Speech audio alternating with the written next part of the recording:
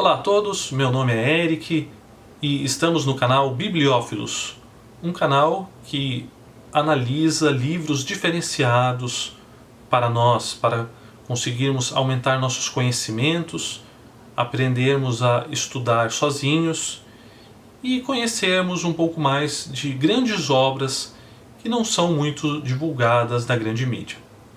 O livro de hoje é de Jordan Peterson, 12 regras para a vida, um antídoto para o caos. Aqui vocês estão vendo a versão que eu li em inglês. Não foi difícil essa leitura em inglês, não tem palavras complexas e deu para ter um bom entendimento a respeito da matéria em questão. O autor, Jordan Peterson, hoje já é bastante conhecido por conta desse livro e de outros vídeos que ele posta no YouTube e na internet. Ele se tornou conhecido há pouco tempo. Começou quando ele respondia questões intrigantes que eram digitadas em um site. As suas respostas começaram a ser muito bem avaliadas e tornando-o muito conhecido. Então começaram a realizar a gravação de alguns vídeos e ele se comportou muito bem diante das câmeras. Ele se sentiu bastante à vontade, ganhando fama rapidamente. Ele tem uma vasta experiência de vida em vários ramos de atividades. Teve amigos em uma infância no interior do Canadá. Só posteriormente é que ele conseguiu trabalhar com mais afinco no ramo da psicologia. E essas experiências que ele teve em sua vida vão ser fundamentais para os fatos, os relatos que ele vai nos descrever nesse livro. O prefácio é escrito por um doutor que se chama Norman Doidge. O prefácio também já é excelente. Esse doutor vai falar a respeito da nova geração, os millennials, e a dificuldade que eles enfrentarão com dois pontos de vista que são muito fortes nos dias de hoje. O ponto de vista relativista e o ponto de vista dos ideólogos.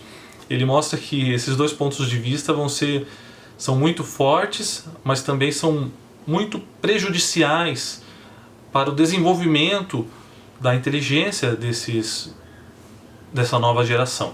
E esse prefácio já vai nos preparar para o livro de Jordan Peterson, que escreveu com base em sua experiência de vida e o seu conhecimento muito vasto de histórias antigas, de lendas, de histórias da Bíblia. Esse livro estará recheado dessas histórias para conseguirmos fazer o confronto com nossa realidade e também para exemplificar as 12 regras que ele vai nos apresentar. Ele disse que essas 12 regras, na verdade, eram um número muito maior. Quando ele propuseram a ele, na verdade, que escrevesse o livro, ele tinha em sua mente dezenas de regras que acreditava serem importantes e para serem apresentadas no livro. Mas com o passar do tempo ele foi reduzindo e chegou a esse número de 12, que acredita ser 12 regras importantíssimas. E que, embora sejam regras, não é para entendermos como algo rigoroso de ser seguido e que vai sempre ser trabalhoso, difícil de ser alcançado. Não, ele mostra 12 regras tranquilas que devemos aplicar em nossas vidas. O livro ele está classificado como filosofia logo no início. Para mim é um livro de psicologia e de autoajuda. Vocês vão perceber o porquê dessa classificação ao longo das 12 regras que eu vou ler para vocês. O autor tem um pensamento muito focado com o confronto de ideias entre o bem e o mal, o caos e a ordem, o sofrimento, o yin e o yang. A sua cabeça funciona muito nessa duplicidade de sim e não. E o livro vai ter muitos fatos com esses opostos, para deixar claro os exemplos das regras. Ele diz que devemos sempre questionar tudo, só assim conseguiremos alcançar um verdadeiro conhecimento, uma vida mais harmoniosa em relação ao sofrimento que existe no mundo. Ele também diz que o importante é cada indivíduo fazer a sua parte. Ele foca muito nisso, no trabalho, na força do indivíduo. A força do indivíduo trará como resultado uma sociedade melhor, um país melhor, uma comunidade melhor. Agora, sem mais delongas, vamos às regras. Regra número 1. Ande com a cabeça erguida e os ombros para trás. A postura de vencedor é importantíssima para que consigamos atingir novos resultados benéficos. Ele mostra o círculo vicioso da vitória e da derrota. Se aparentamos ser uma pessoa vencedora, confiante, com sorte, tudo ao nosso redor, tudo irá conspirar a nosso favor. E o mesmo acontecerá se tivermos uma postura de derrota, de fracassados. E isso tem uma relação direta com a serotonina que age em nosso cérebro. A produção de serotonina nos faz se tornar mais autoconfiantes. E isso gerará um círculo vicioso de vitória, de alegria, de mais confiança. Enquanto que a baixa serotonina irá causar o inverso.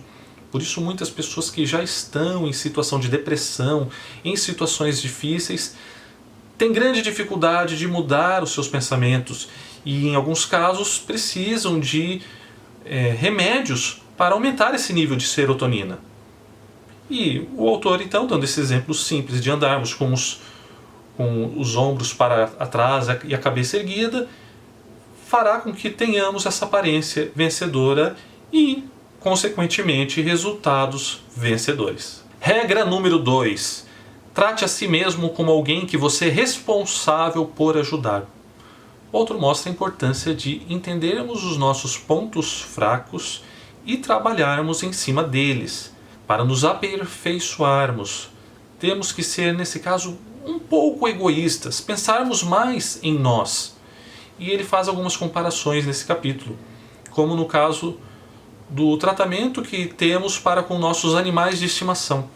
Quando eles ficam doentes, nós os tratamos da melhor forma possível, os mimamos, os levamos para os melhores veterinários.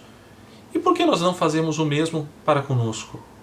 Esse é um ponto fundamental, e ele diz que isso não deve ser deixado de lado. Regra número 3. Faça amizade com pessoas que querem o melhor para você, pois essas amizades também trarão resultados benéficos ou maléficos. Caso vocês tenham amigos que querem o melhor para você, desejam o melhor para você, os resultados só serão satisfatórios. E o mesmo acontecerá se for o inverso.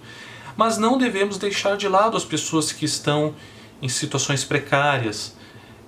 Essas pessoas que às vezes não desejam o melhor para nós, mas precisam de uma ajuda. Se forem sinceras e quiserem uma ajuda franca e honesta, clara, então nós não devemos renegar essa ajuda, devemos ajudá-los. Mas o importante é que essas pessoas tenham também bons sentimentos para conosco. Regra número 4. Compare-se com quem você era ontem, não com quem alguém é hoje.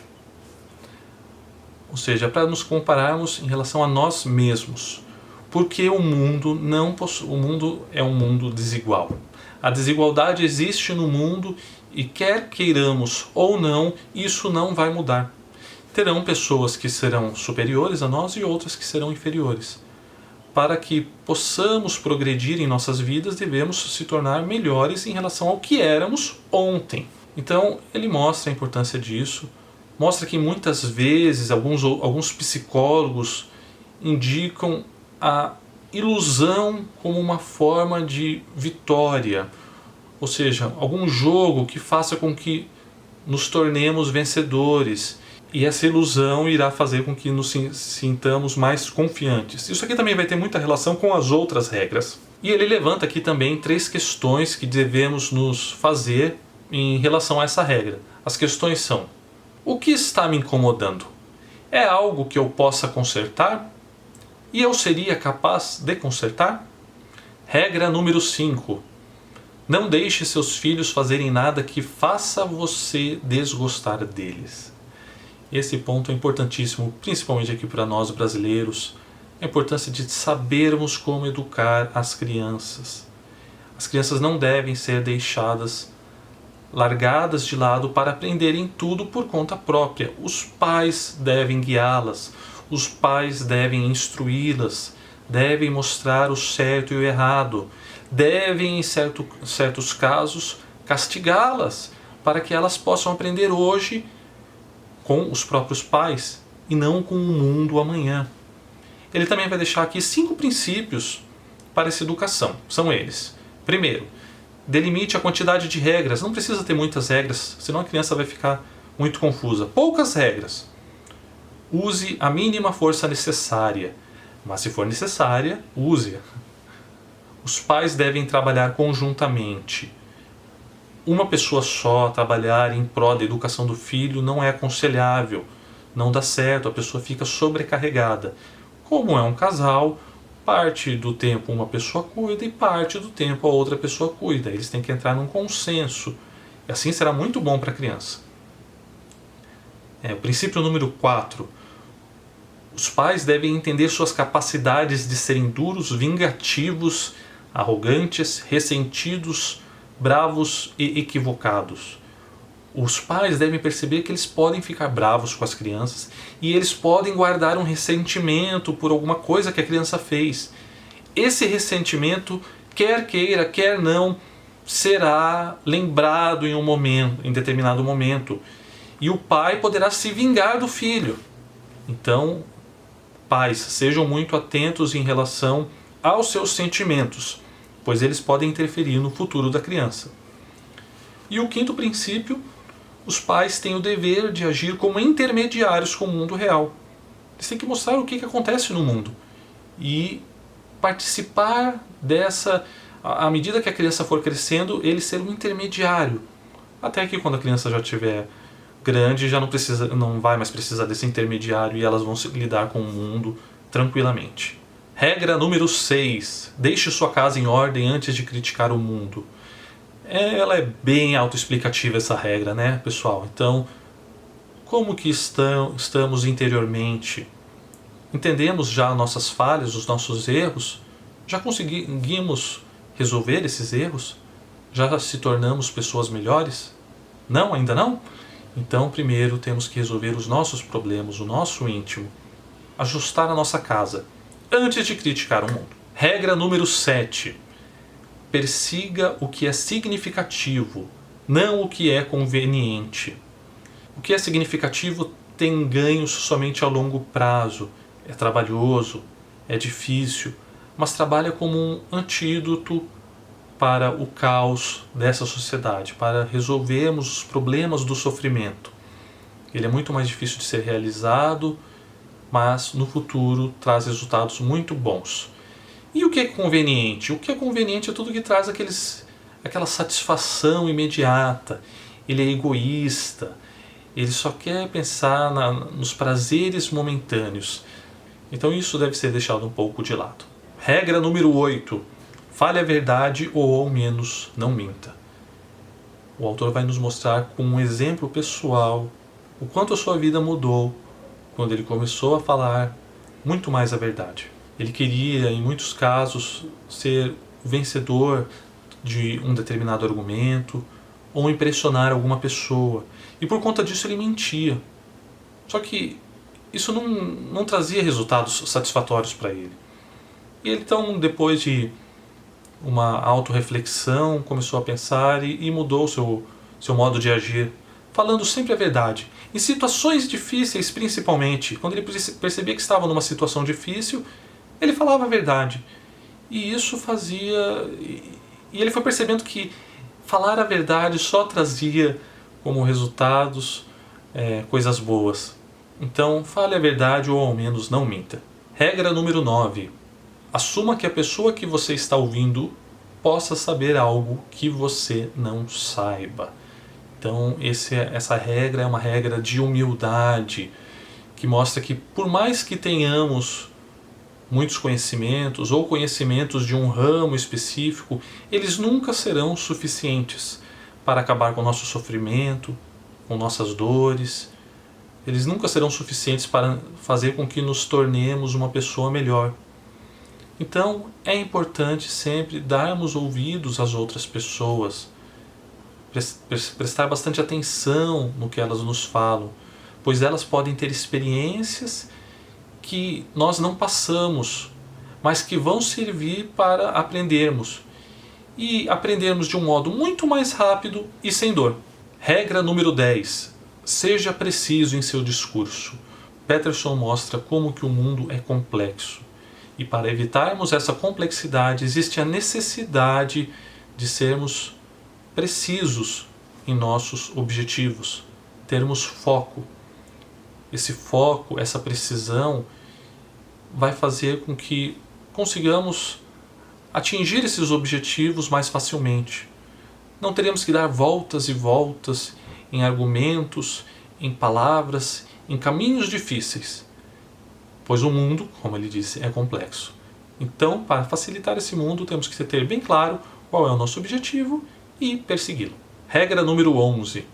Não incomode crianças enquanto elas estão andando de skate. Aqui o autor está querendo mostrar a importância das crianças conseguirem entender quais são os seus limites. Esse capítulo refere-se a limites. Quando um jovem está andando de skate, ele vai cair. Então ele vai andar novamente, mas ele já sabe que ele caiu, então ele tem que maneirar um pouco ali de acordo com o modo como que ele está andando. Ele não pode ser tão arrojado. E à medida que ele vai maneirando ou sendo um pouco mais arrojado, ele vai entendendo qual é o seu limite. Ele deve buscar esse limite, principalmente ali quando ele é ainda um jovem, pois esse limite que vai definir, é que vai fazer esse garoto se tornar um homem. E a sociedade precisa de homens. Portanto, é necessário que os garotos brinquem e entendam os seus limites, que eles consigam chegar muito próximos do limite para se tornarem homens fortes. E as mulheres, por consequência, vão buscar justamente homens, porque elas não querem garotos. Então, essa era a mensagem principal que ele queria deixar nesse capítulo. Regra número 12. Acaricie um gato quando o encontrar na rua. Também vale para cachorros, tá bom? Aqui o autor está querendo deixar claro como que vivemos num mundo difícil, num mundo de sofrimento. E esses momentos em que encontramos um animal na rua, um gato, um cachorro, e paramos para acariciá-lo, é de grande importância para trazermos ali, às vezes naqueles 15 segundos, um momento de alegria para um mundo de tanto sofrimento. O autor reforça muito isso, esse sofrimento do mundo, e que devemos procurar meios para ver também a beleza, a alegria que existe no mundo. Nem que esses momentos sejam pequenos, pois o sofrimento existe nesse mundo. E essa é a nossa resenha de hoje. Conforme eu falei, o livro ele possui uma autoajuda muito grande, então eu aconselho muito para quem está passando por problemas de depressão, de baixa estima, que possam lê-lo, pois aqui vocês vão ter um psicólogo em suas mãos que vai indicar alguns caminhos onde o próprio indivíduo tem que tentar resolver os problemas. E quando o indivíduo consegue resolver esses problemas, ele irá produzir mais serotonina. E a serotonina irá trazer um ciclo vicioso que só vai trazer resultados satisfatórios. Então aqui tem alguns exemplos muito importantes. Esse livro já foi lido por muitas pessoas, já está bastante conhecido aqui no Brasil. Portanto, eu gostaria de ouvir a opinião de vocês. Quem já leu, deixem seus comentários. O que vocês acharam do livro, do autor? É um livro mesmo de filosofia? É um livro de psicologia? O autor foi feliz em suas colocações? Deixem os comentários, curtam o vídeo, o compartilhem, se inscrevam no canal e cliquem no sininho para receber as próximas notificações. Um abraço e até mais!